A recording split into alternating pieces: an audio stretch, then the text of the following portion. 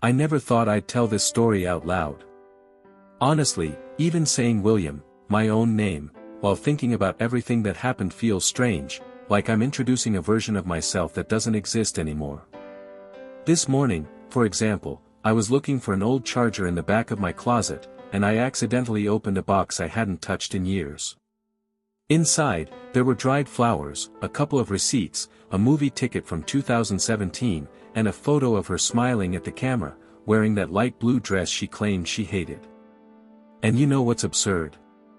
My first reaction wasn't sadness. It was confusion. Confusion about how someone I trusted so deeply managed to erase herself from the world, and almost erase me with her. If you're listening to me right now, understand this, I'm not telling this story because I want pity. I'm telling it because for a long time, I genuinely believed I had killed the woman I loved. I believed it so strongly that my mind started creating memories, imagined arguments, imagined moments of rage, as if it wanted to fill in the blanks of a crime I never committed. You can't imagine what it's like to feel guilty for something you didn't do, yet everyone around you swears you did. Her name was Elena. And the day I met her, I felt something shift inside me in a way I didn't fully understand at the time. I remember stepping out of a coffee shop downtown, juggling my laptop, keys, phone, trying not to spill the overpriced latte I had just bought. She bumped into me from behind, apologized quickly, and before I could even process what was happening, she had grabbed my cup to steady it with this reflex that felt almost rehearsed. But then she laughed, and the laugh was so natural that the thought slipped away. I joked that she saved my caffeine dependency. She joked that I owed her one. We walked together for a few minutes and then kept talking, and talking, and talking. It was effortless. The kind of connection that makes you wonder if you've known someone for years. I remember thinking something was off, not in a bad way, just that her eyes carried something heavy, something she didn't want anyone to see. But I let it slide. People deserve privacy.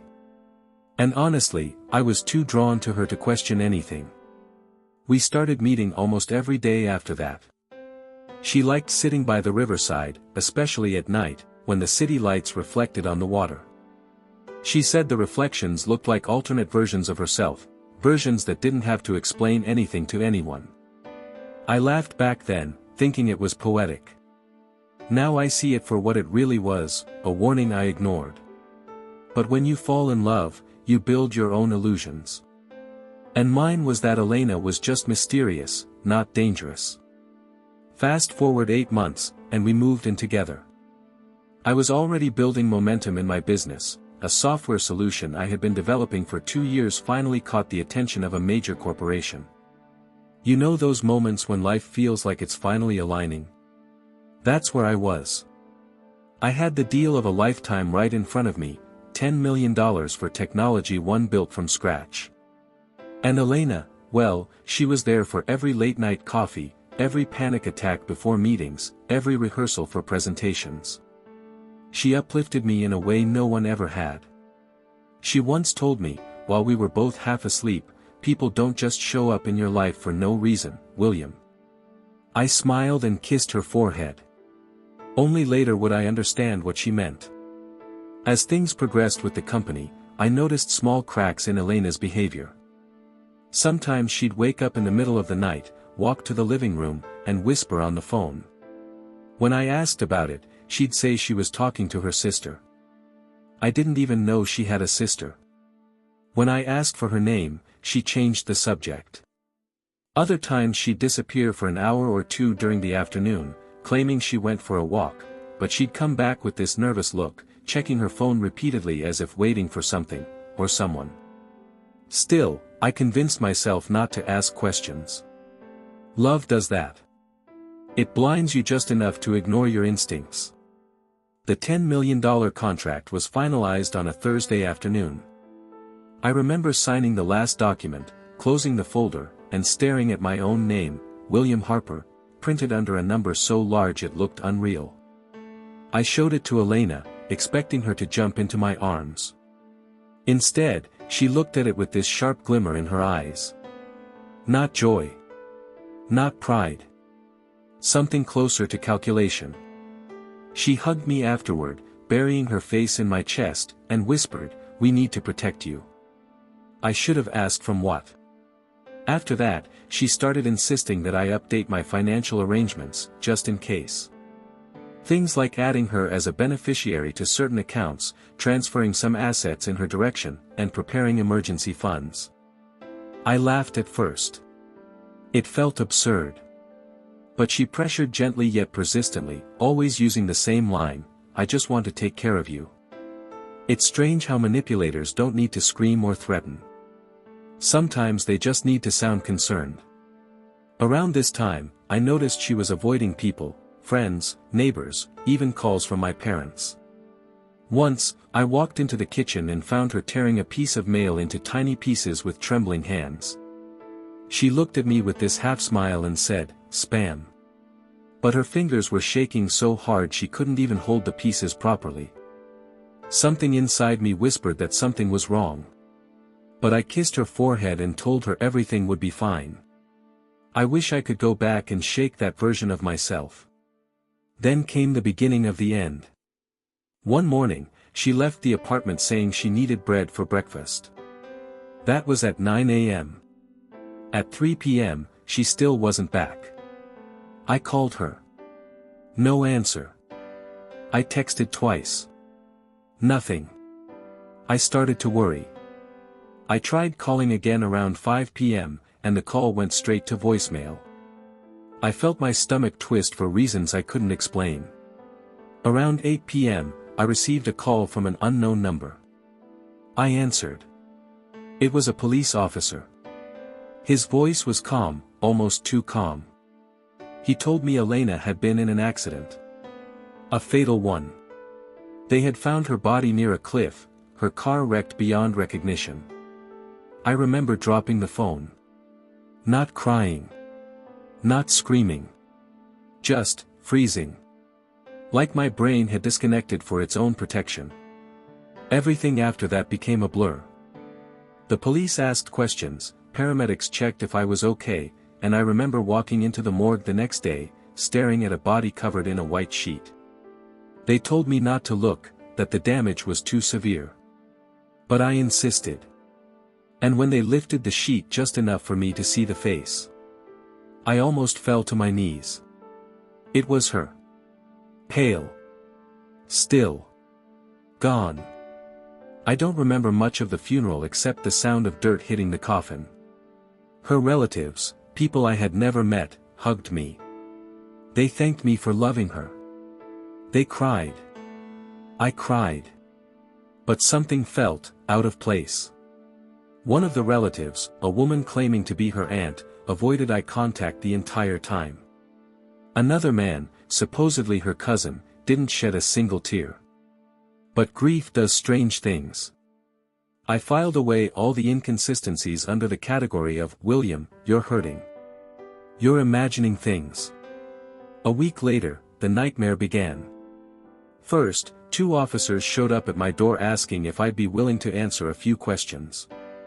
Expected, I thought. Routine. But the questions weren't about how I was coping. They were about my relationship with her. Arguments we had. Financial disagreements. Insurance policies. Why my name was on certain documents. Why she called the police twice in the past month, calls I didn't even know had happened. The officers kept exchanging looks, scribbling notes, circling back to the same topics. I tried to stay calm, but my hands were shaking. 3 days later, the media picked up the story, tech entrepreneur under investigation after mysterious death of girlfriend. They painted me as a manipulative millionaire who exploded in rage. They twisted details, invented motives, and turned my grief into evidence. That was the first time I realized I was losing control of the narrative. Friends stopped visiting. Deals were paused. Journalists camped outside my door. And even though I was grieving, even though I knew I had done nothing wrong, doubt started creeping into my own mind. I'd wake up in the middle of the night wondering if maybe, just maybe, I had missed something, blacked out, done something terrible I couldn't remember. Grief and guilt are a deadly combination. They eat your sanity from the inside. One night, after an exhausting interrogation, I sat on the floor of my living room, surrounded by unopened letters and legal notices. My phone buzzed. A blocked number. I hesitated for a moment, but answered. Silence. Then, breathing. Soft, measured breathing. Hello? I asked. More silence. Then the click of someone hanging up. I told myself it was just a prank. People do horrible things to grieving families. But in the pit of my stomach, I felt the first spark of suspicion. A few days later, I received an email from the insurance company. They claimed there were inconsistencies in Elena's documentation. Dates that didn't match, signatures that didn't align. They wanted to investigate further. Something inside me snapped awake. I started digging, old photos, conversations, documents she had asked me to sign, things she had moved around the house. And the more I looked, the more things didn't make sense. Some forms she supposedly filled out on a certain date, were signed with a pen I bought months later. Notes she left for me had slight variations in handwriting. And worst of all, a receipt for a flight to a city she never mentioned, dated 3 weeks before her death. I felt my heart pounding. I felt cold. And then numb. Because deep down, the possibility I had buried under grief was starting to glare at me. She might not be dead. I didn't want to believe it. It felt insane, like a conspiracy theory invented by a desperate man. But I couldn't ignore the feeling anymore. And once that door opened, once that suspicion took root, every memory twisted itself into a new shape. Her late-night calls. Her sudden vanishing acts. Her pressure about my finances. Her cryptic comments. Her strange relatives. Her too-perfect body in the morgue, damaged, yes, but only enough to prevent full identification. For the first time in months, I felt something other than grief. I felt fear. I realized that I needed proof. Real proof. So I contacted a private investigator, a quiet man named Harris who didn't ask many questions but understood urgency when he saw it. I handed him everything I had, documents, texts, strange details, receipts, photos. He listened silently, tapping his pen against the table as I spoke. Then he said something I'll never forget. People don't fake deaths unless they're running from something, or running towards something. I didn't want to know which one she was. Over the next few weeks, as my life continued unraveling publicly, Harris kept sending me updates, small things at first, little inconsistencies he found in official documents. But then came the message that made my stomach drop. We need to meet. In person. I showed up at his office with sweat running down my back. Harris handed me a file. Inside, there was a series of surveillance photos taken only 2 days earlier. My breath stopped. In one of the images, blurred but unmistakable, was a woman with dark hair pulled into a bun, wearing sunglasses, walking out of a grocery store. The same height. The same posture. The same scar on the wrist. Elena. Alive. I didn't know whether to scream or break down. My mind raced, 1,000 questions colliding at once. Why? How? What did she want? Why ruin me? Why fake her death? But one thought towered above all the others, cold and sharp. She planned this. And she planned it long before the day she died. That night, lying in bed staring at the ceiling, I realized my life had been built on a carefully crafted illusion, and that illusion had cost me everything. But part 1 of this story ends with the moment I finally understood something devastating. Her death wasn't the end of the nightmare. It was only the beginning. I didn't sleep the night I saw the photo of Elena alive. I lay there, staring at the shadows on the ceiling, replaying every moment we had lived together. Every kiss. Every lie. Every time she held my face in her hands and said I was safe with her. Safe. What a sick joke. I kept thinking about the funeral, the coffin, the mourners I had never met, the cold air of that cemetery and the way the priest spoke as if he had known her. How many of them were in on it? How many strangers lowered their heads, pretending to grieve while waiting for me to fall apart publicly? I felt trapped inside a memory I no longer recognized. The next morning, I drove to Harris's office before he even opened. I sat in my car watching the sun rise slowly behind the buildings, thinking about how strange it was that the world kept moving while mine had completely stopped. When he arrived, he looked at me with this sober expression that confirmed everything I feared: the worst wasn't over.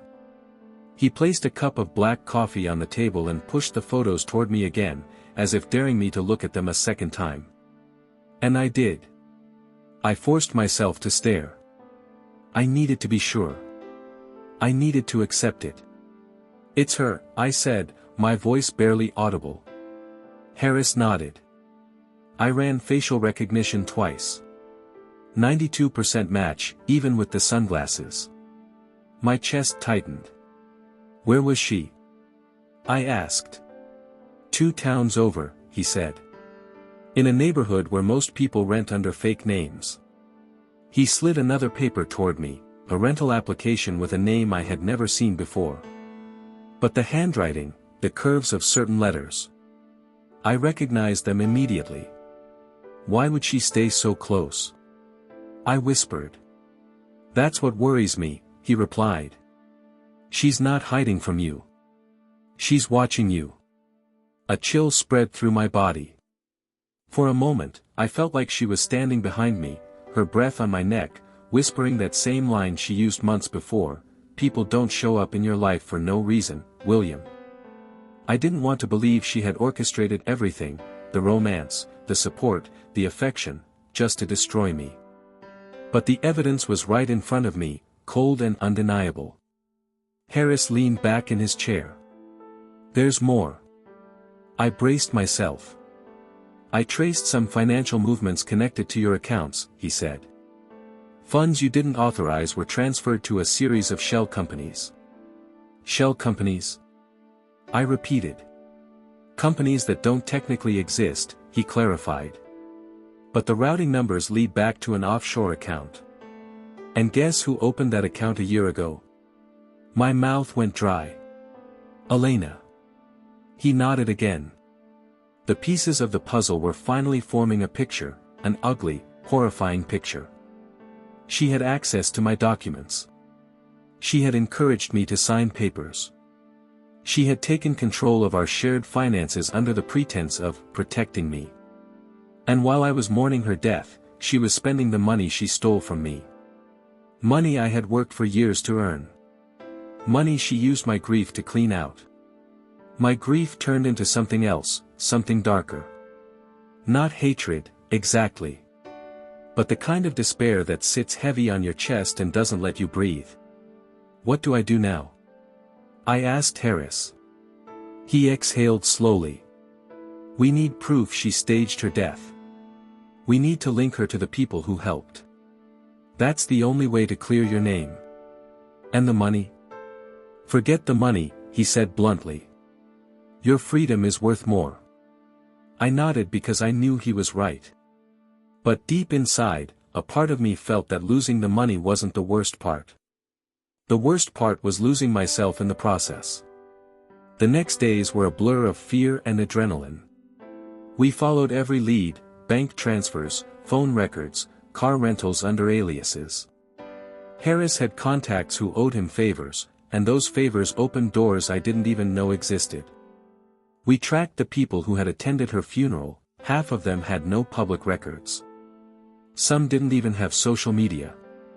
That's when we realized something chilling: her entire family at the funeral was hired.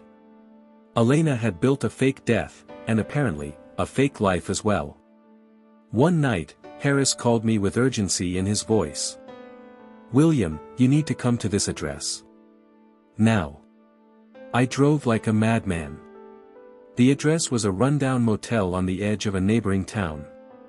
When I arrived, Harris was waiting outside, leaning against his car, his face illuminated by a flickering streetlight. "She was here," he said.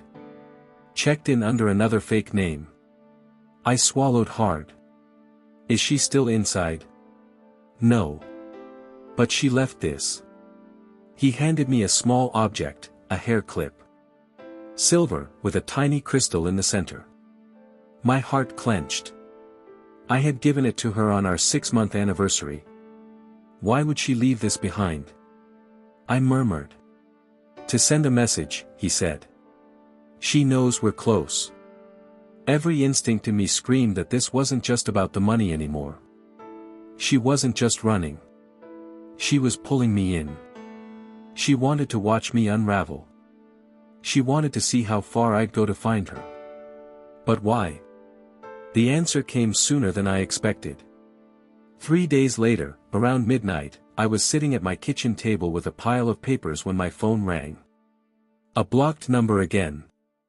I hesitated for a second before answering. This time, there was no silence. No breathing. Just her voice. Soft. Calm. Familiar. Hello, William. I froze. Everything inside me froze. My throat tightened so much I couldn't form a single word. She chuckled, that same warm laugh I used to love. Oh, come on. Don't act like you're surprised. Elena, I finally choked out. Where are you? Close, she said. Closer than you think. I stood up from my chair, my heart hammering so violently I felt dizzy. Why? I asked. Why did you do this to me? She hummed thoughtfully. Because you were in my way. In your way. I repeated, stunned. You had something I needed, she said matter-of-factly. And you were stupid enough to give me access to everything. Her words sliced through me. You ruined my life. I shouted. No, William, she answered softly. I freed you. You just haven't realized it yet. Before I could respond, the line went dead. I felt my knees weaken as I dropped into a chair. I replayed her voice in my mind over and over again, trying to understand her logic, her cruelty. The woman on the phone wasn't the Elena I loved. She wasn't even the Elena I mourned. She was someone else entirely. Someone I had never truly known. I called Harris immediately. We need to find her, I said. We will, he replied. But now we know she's watching us. Over the next 2 weeks, things escalated quickly. Evidence surfaced that Elena had ties to a criminal group specialized in identity fraud and financial manipulation. She had been working with them long before she met me. But for some reason, I had become her biggest target, her biggest opportunity. We managed to track her to an abandoned warehouse on the outskirts of a small industrial district. Harris wanted to gather more evidence before confronting her, but I couldn't wait anymore. I needed answers. I needed closure. I needed to see her with my own eyes and understand why she had chosen me of all people. It was raining heavily when we arrived. The warehouse loomed ahead, dark and silent except for the occasional drip of water through broken panels. My heart pounded in anticipation. Harris signaled for caution, but my feet were already moving forward as if pulled by something invisible. As soon as we stepped inside, the smell of dust and oil hit me. The place was empty, too empty. No boxes, no furniture, no signs of anyone living there. But on the floor, in the center of the room, lay something small and metallic. Another hair clip. This one wasn't mine. Harris crouched beside it. She's taunting you. She's close, I whispered. I can feel it. We searched the warehouse for hours, but found nothing else. No papers. No personal items. No traces. She was clever, always one step ahead.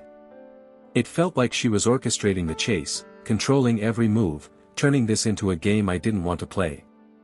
I spent the next days in a constant state of paranoia. Every car that slowed near my house, every stranger who looked at me too long, every unknown number that called me, I assumed it was her. And maybe, in some cases, it was. But the pressure wasn't just emotional anymore. The police investigation intensified. The media painted me as a monster. I became the villain in a story I didn't even write. One morning, I got a call from my lawyer. He sounded shaken. "William, someone just submitted new evidence against you." "What kind of evidence?" I asked. "A recorded call," he said. "A woman claiming you threatened to kill her." My blood ran cold. Elena. She was fabricating everything, manipulating every detail, building a legal trap around me layer by layer. She wanted me destroyed, completely destroyed, and no one was stopping her. But then something unexpected happened. A break. Harris found one of the men she had worked with, a former associate who had recently been arrested on unrelated charges. After some negotiation, he agreed to talk. And what he said changed everything. "Elena planned this for months," the man said. "Maybe longer. She needed money fast. She needed a clean exit. But then she met you. And she realized she could have it all. Why fake her death?" I pressed. "Because it's the perfect cover," he replied. "No one looks for a dead woman. And once you were accused, she figured you'd take the fall. She didn't expect you to fight back." "Where is she now?" Harris asked. The man hesitated. "Last I heard, she was trying to leave the country. We got the airport location." Everything inside me tightened as we drove there. Rain poured again, just like the night at the warehouse. It felt symbolic, like the world itself was warning me not to move forward. We reached the terminal just in time. We saw her. Elena. Standing in line, wearing a beige coat, hair tied back, luggage by her side. She looked calm. Untouched. Alive. Something inside me broke. I walked toward her slowly, each step echoing like a drumbeat in my chest. When she turned and saw me, her expression didn't show fear. She smiled. As if seeing an old friend. "Hello, William," she said, completely unfazed. "Elena," I whispered. "Why?" Her eyes softened with something that wasn't remorse. More like amusement. "You were convenient," she said simply. "You had money. You had connections. And you had a heart I could mold. You destroyed everything," I said. "No," she replied with infuriating calmness. "I simply rearranged the pieces." The police approached behind me, ready to make the arrest. She noticed them, sighed, and said quietly, "You always underestimate me." But for the first time, she was wrong. Harris had gathered enough evidence. The officers moved in. They cuffed her hands behind her back. Something flickered in her eyes, anger, maybe. Or the realization that the game was finally over. As they escorted her away, she turned her head and said one last thing. "You'll miss me." I didn't answer. I couldn't. After everything was over, Harris placed a hand on my shoulder. "This doesn't fix everything," he said gently. "But it's a start." He was right. Recovering the money would take years. Restoring my reputation would take even longer. But as I watched Elena disappear into the crowd, something inside me shifted. Not closure. Not relief. But acceptance. I walked back to my car slowly, letting the cool air hit my face. The night was quiet except for the distant rumble of thunder. I sat behind the wheel, closed my eyes, and breathed deeply for the first time in months. I thought about the man I had been before all of this, naive, hopeful, trusting, and the man I had become. Scarred, certainly. But awake. I started the engine and drove with no particular destination in mind. Just moving forward felt like progress. And somewhere along the empty road, with the rain easing up and the streetlights blurring through the windshield, I realized something important. I survived. It wasn't victory. It wasn't triumph. It wasn't justice. But it was enough. And maybe someday, when I open that old box again, the one with the fading photos and dried flowers, I'll no longer feel pain. Maybe I'll feel gratitude for having walked away alive from a love that was never really love. For now, all I can do is breathe, keep moving, and accept that sometimes the biggest mistake you make is trusting a ghost that knows exactly how to haunt you.